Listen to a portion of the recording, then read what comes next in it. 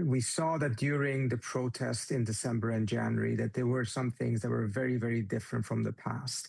We saw that there were elements within the protest movement or acting underneath the protest movement that used massive amounts of violence, both against civilian infrastructure, but also against government forces. That's why a lot of government forces were killed, which we had simply not seen before. These were armed elements.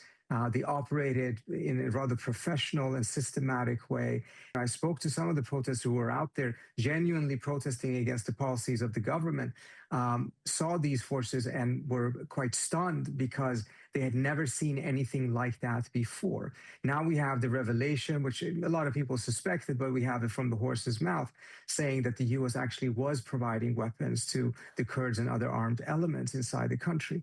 This, I think, shows that the image we had originally, that this was just peaceful protesters clamped down by the government, was perhaps a bit simplistic. There were overwhelmingly peaceful protesters, but within them or underneath them, there were other elements that were using the protest to essentially start a violent conflict. The Iranian government seemed to have not made much of a distinction between the two and killed several thousand people.